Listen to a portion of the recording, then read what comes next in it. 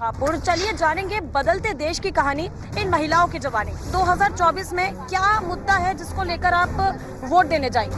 जो भी सरकार हो अच्छी होनी चाहिए, बेहतर होनी चाहिए, महिलाओं के बारे में सोचना चाहिए। आपको क्या लगता है जो भी वादे किए गए हैं और जो भी योजनाएं चलाई गई उस पर सरकार खरी उतरी है? कितनी योजनाएं गिरवाऊं माननीय मोदी जी की, बहुत सारी हैं। ग्रीन आज का क्या करेंगे तुम बताओ। शिक्षा दें फ्री, जो कि बच्चे पढ़ सके। फीस ज्यादा है। हम ये पूछना चाहते हैं सरकार से, बाजरा कौन खाता है? जन कल्याणकारी योजना माननीय प्रधानमंत्री मोदी जी और योगी जी की जो चल रही है, सबसे ज्यादा लाभ तो यही लोग उठा रहे हैं। प्रधानमंत्री आवास योजना सबसे बड़ी आवास योजना है। हमारे मोदी जी ने डेट भी बताई और मंदिर भी वही बनाया। नमस्कार, आप देख रहे हैं न्यूज़ वन इंडिया। मैं हूं आपके साथ नैना शर्मा। तो आज हम पहुंच गए हापुड़, जो कि मेरठ हापुड़ लोकसभा क्षेत्र में आता है। तो यहां पर महिलाओं से हम जानेंगे जिनको आदि आबादी कहा गया है। तो इन आदि आबादी से जानेंगे कि 2024 के लिए इनके क्या क्या मुद्दे हैं, सरकार से इनकी क्या मांग है और 2024 में ये किसकी सरकार चाहती हैं। तो चलिए जानेंगे बदलते देश की कहानी इन महिलाओं की जवानी। तो नमस्कार, क्या नाम है आपका? मेरा नाम सीमा तनेजा है। तो आप यहीं से हैं? मैं हापुड़ को ही बिलोंग करती हूँ। तो सीमा जी, ये बताइए कि 2024 में क्या मुद्दा है जिसको लेकर आप वोट देने जाएंगी?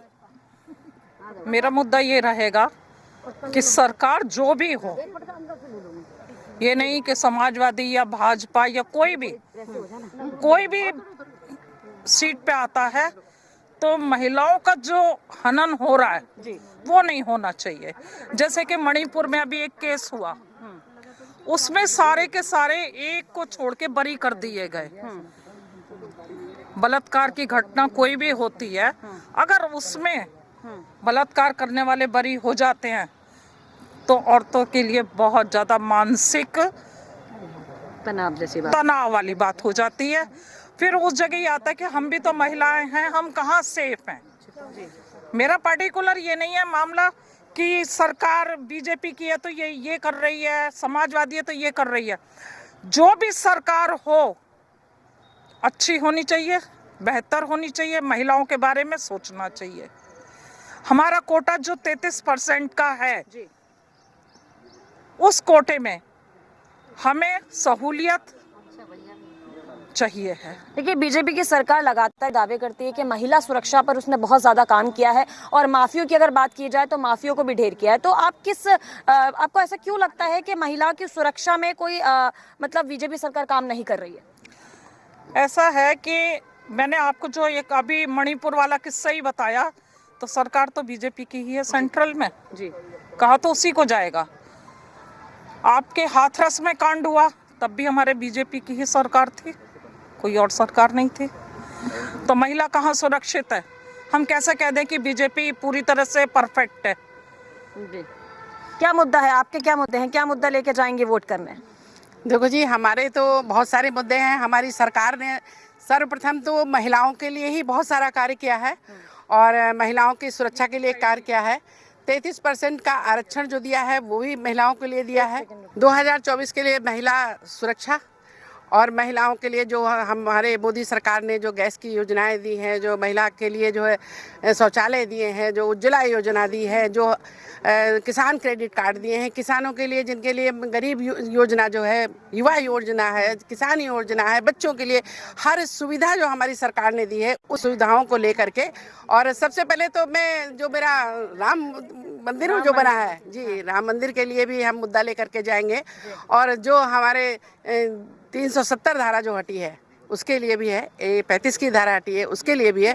तो हमारे ये सारे जो मुद्दे हैं, उन मुद्दों को लेकर के हम ये चुनाव आगे जाएंगे और लड़ेंगे। और सर्वप्रथम हम महिला हैं तो हम महिलाओं के सारे मुद्दे लेकर के चुनाव को लड़ेंगे और हम जीतेंगे। और हमको लगता है कि हम 400 पार जाएंगे। महिला की सुरक्षा सबसे बड़ी सुरक्षा है जी। मौजूदा जो सरकार है, बहुत सारे वादे किए हैं और बहुत सारी योजनाएं महिलाओं के लिए चलाई हैं। तो आपको क्या लगता है जो भी वादे किए गए हैं और जो भी योजनाएं चलाई गई हैं उस पर सरकार खरी उतरी है? सबसे पहले तो मैं न्यूज़ इंडिया का धन्यवाद देना चाहती हूँ पूरी टीम का कि आज उन्होंने ये प्रोग्राम ऑर्गेनाइज़ किया। और यहाँ ये जो प्रोग्राम है ये पूरा का पूरा ही महिलाओं को यहाँ की सपोर्ट मिले, केवल और महिलाओं के लिए है।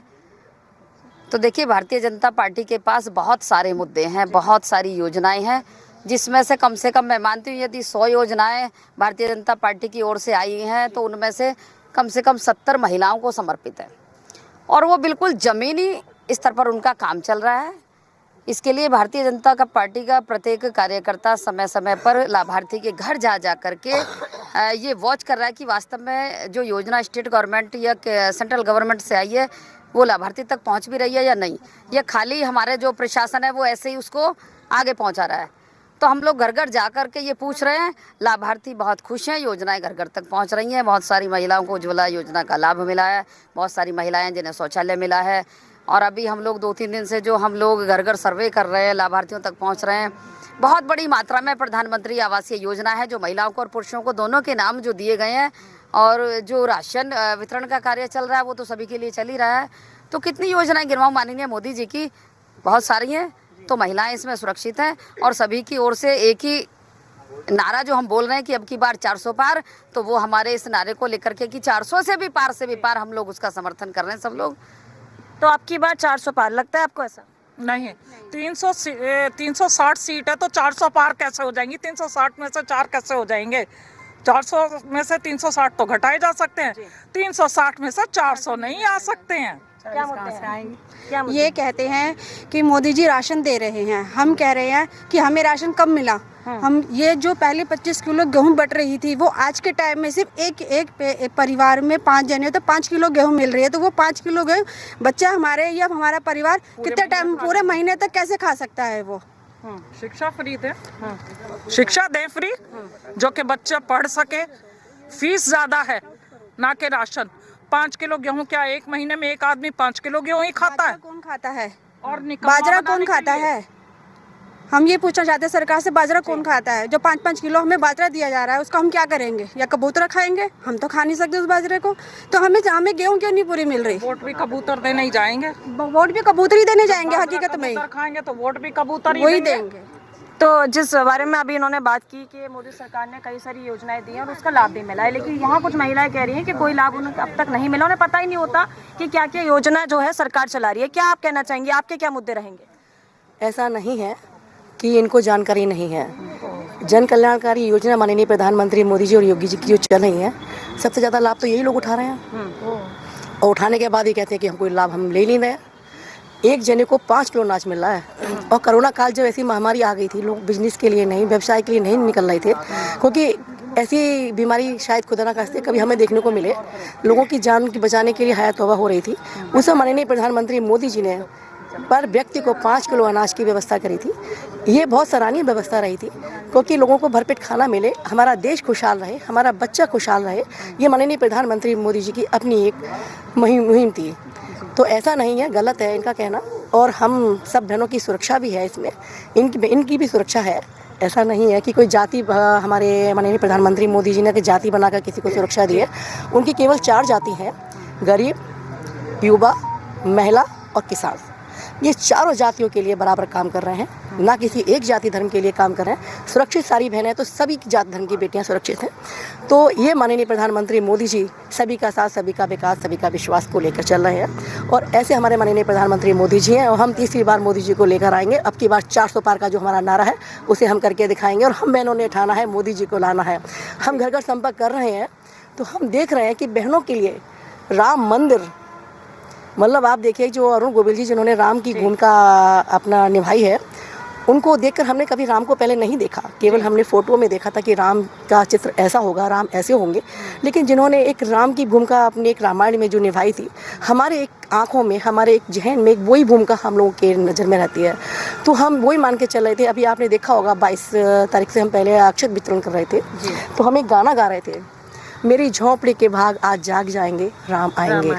तो हमारी ये पुकार दिल से हम लोगों ने की थी, तो वो ऊपर तक चली गई और हमें ऐसे एक प्रत्याशी के रूप में अरुण गोविल जी मिले। ये हमारा सौभाग्य है।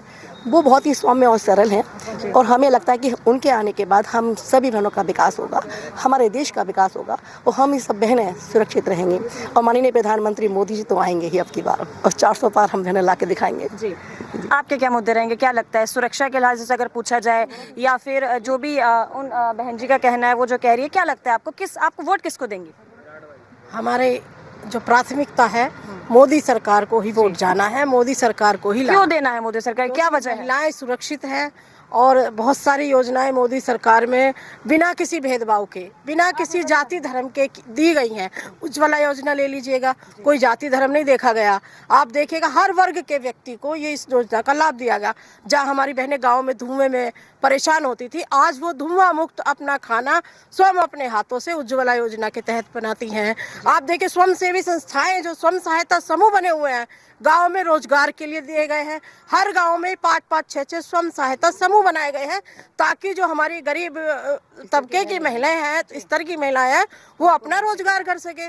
तीसरी बात, आप आइएगा जो निवास आवास योजना, प्रधानमंत्री आवास योजना सबसे बड़ी आवास योजना है। हमने सर्वे किया, हमने देखा कि जहाँ मतलब हम सोच भी नहीं सकते वहाँ इतने अच्छे अच्छे घर बने हुए हैं। किसके जरिए बने हुए हैं? प्रधानमंत्री आवास योजना के तहत वहाँ पर बहुत ही अच्छे सुंदर घर बनाए गए हैं। बिल्कुल गरीब तबके के लोग हैं, किस समाज के लोग हैं वहाँ ये नहीं देखा गया। सर्व समाज को ये सुविधा दी गई है। तो ये मुद्दे हमारी प्रधानमंत्री मोदी सरकार के लिए हम लोग वोट मांग रहे हैं। घर घर जा करके ये अभियान उन्हें बता रहे हैं कि हमारे जो मोदी जी है वो महिलाओं के लिए कितना ज़रूरी है, उनके सम्मान के लिए कितना ज़रूरी है।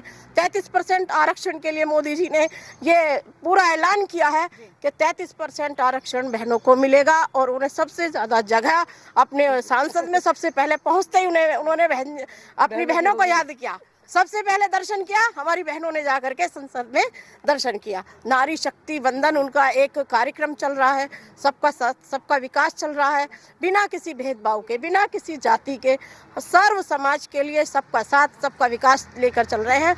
ऐसी सरकार हमें बार बार लानी चाहिए, बार बार आनी चाहिए। धन्यवाद। क्या लगता है आपको, जो महिलाओं के लिए 33% आरक्षण का मास्टर स्ट्रोक जो चला है बीजेपी ने, क्या ये काम करेगा 2024 में? बिल्कुल कर रहा है, करेगा नहीं, कर रहा है और निरंतर ये प्रगति की तरफ बढ़ेगा। और मैं एक एग्जांपल आपको दे दूं, यहाँ जहाँ सब लोग खड़े हैं, सर्व समाज के लोग खड़े हैं, ये भी अटल पार्क जो बना है, ये भी माननीय मोदी जी की एक छोटी सी एक हापुड़ के द्वारा, प्रफुल्ल भाई साहब के द्वारा एक स्थान दिया गया है। उसके लिए मैं बहुत आभार व्यक्त करूँगी जो हम सब लोग यहाँ आसानी से डिबेट दे रहे हैं। तो मैं ये कहना चाहूँगी कि जो भी कार्य मोदी सरकार कर रही है वो सराहनीय है। अब कोई ना माने वो उसका कोई मुद्दा नहीं है। किसी बात पे कोई बच्चा अडिग रह जाए कि हाँ मुझे यही चाहिए, तो उसको समझाया जाएगा। हम समझा रहे हैं और समझाने के बाद लोगों की सोच भी बदल रही है, खासतौर पे महिलाओं की। अगर बात की जाए योजना की, तो सुकन्या योजना सबसे ज़्यादा बेस्ट है इस समय, जो सभी लोग, ऐसा नहीं है कि भाजपा वाले ही उसका लाभ उठा रहे हैं। भारतीय नागरिक जो भी यहाँ रहता है भारत के अंदर, वो सभी बच्चियाँ उसका लाभ उठा रही हैं। और जो भी यहाँ वर्ष में जितने भी सामूहिक विवाह होते हैं उसमें भी सब समाज के लोग ही विवाह में शामिल होते हैं। तो मैं ये कहना चाहूँगी कि पक्ष और विपक्ष दोनों को पक्ष तो हम हैं ही और विपक्ष भी इस बात का फ़ायदा उठा रहा है। तो मैं चाहूँगी कि कहीं ना कहीं वो इस चीज़ का आभार व्यक्त करे और अपनी सोच को बदले और अपना वोट, कीमती वोट भाजपा को दे। क्या कहना चाहेंगे? देखिए यहाँ पे उज्ज्वला योजना, आवास योजना की लगातार महिलाएं बातें कर रही हैं और कह रही हैं कि लगातार इनको इस चीज़ का फायदा मिला, और अब की बार मोदी सरकार। किसानों का बता रहे हम जो है ना वो माफ़ कर रहे हैं, कुछ नहीं माफ़ करा, एक भी कर्ज माफ़ नहीं करा है। और ना तो सिंचाई के भी पैसे लग रहे हैं। हम किसान की बेटी हूँ, गांव से बिलोंग करती हूँ, गांव में रहती हूँ। किसानों से गांव में पूछे जाके कितना किसान बर्बाद हो गया, उनके बच्चे जो है ना बेरोजगार पड़े हैं, उन पर फ्री अनाज का क्या करेंगे तुम बताओ। जब बच्चों को रोजगार नहीं है, बच्चों को शिक्षा नहीं है, बच्चों को कुछ नहीं है, इतनी फीस महंगी होगी, वे कहाँ से बच्चे पढ़ा लेंगे किसान भाई, बताइए आप मुझे। दूसरी बात, हमें बच्चों का जो है ना रोजगार चाहिए, शिक्षा चाहिए, किसानों का कर्ज माफ होना चाहिए, ठीक है। और ये बहन जी बता रही है ना 400 पार, पुलवामा की आज तक नहीं उन्होंने बताई कि कौन किसने क्या कांड किया, और तो इन्हें 400 पार का कैसे पता चल गया, आप बताइए,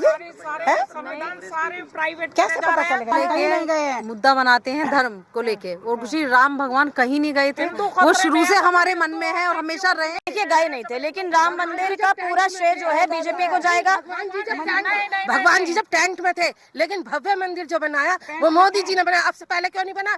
कांग्रेस की सरकार इतने साल हो रही पहले क्यों मोदी मंदिर नहीं कर पाया? बहन जी, पहले क्या कहा था कांग्रेस पार्टी में कि मंदिर वही बनाएंगे पर डेट नहीं बताएंगे।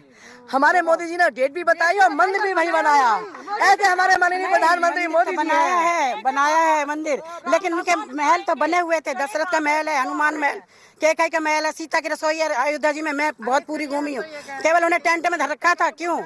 370 का मुद्दा कितना बड़ा मुद्दा था, जो हम लोग कश्मीर जा नहीं सकते थे। वहाँ इतना आतंक चल रहा था, वहाँ के सारे पंडित लोग कितनी बुरी तरह से काट के मार के भगाए गए। एक एक पंडित वहाँ से भगा दिया गया। कितना मुस्लिम राज वहाँ फैला हुआ था।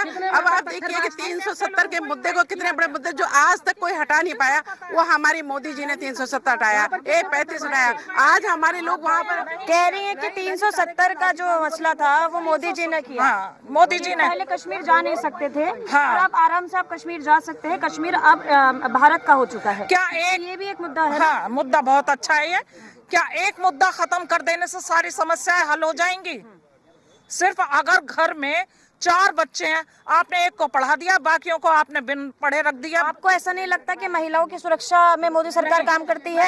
ऐसा आप क्यों कह रहे सारे हैं? केस दबा दिए जाते हैं, न्यूज़पेपर में बिल्कुल भी शो नहीं करते हैं, देखे जाते हैं। जब पता चलता है कि वहाँ पर बलात्कार हुआ, हम लोग खुद जाते हैं उस जगह पे, देखते हैं। और है बहन जी, 24 घंटे में बुलडोजर बाबा का एनकाउंटर है। बलात्कारियों का एनकाउंटर नहीं, ये तो माफियाओं का एनकाउंटर तो हुआ है। ठीक है, माफिया महंगाई, बेरोजगारी, इन 3 विषय पे बात करें। जो 1200 रुपए का सिलेंडर था वो आज के टाइम में इन्होंने 800 रुपए का रखा है। सब्सिडी पे बात करते हैं, सब्सिडी पे बात करते हैं ना। सब्सिडी देखिए, गैस सिलेंडर की सब्सिडी पे अगर बात करते हैं तो कई महिलाओं को गैस सिलेंडर दिया जा रहा है। ठीक है, बहनों को 3 तलाक का मुद्दा था। मुस्लिम बहनों को तलाक कह के हर रिश्ते से अलग कर दिया जाता था। मोदी जी ने उनके लिए 3 तलाक का मुद्दा उठाया कि अब के बाद कोई तलाक कह के बहनों को वो नहीं करेगा। वो भी हो रहे हैं, वो भी हो रहे हैं, लेकिन आपकी बहुत बड़ी लेकिन कई जगह, लेकिन उनके खिलाफ आवाज तो मोदी जी ने उठाई। कई जगह मुस्लिम महिलाएं भी मोदी जी को सपोर्ट करती हुई दिखाई दी हैं। कई जगह मुस्लिम महिलाओं ने भी मोदी जी के पोस्टर लगा के बोला है कि मोदी जी उनको भाईजान बोलने लगी हैं। तो ये भी तो कहीं ना कहीं मुस्लिम महिलाओं के दिल में मोदी जी ने अपनी जगह बनाई है ना। मोदी जी से प्रभावित है, मुस्लिम बहनें वोट भी दे रही हैं।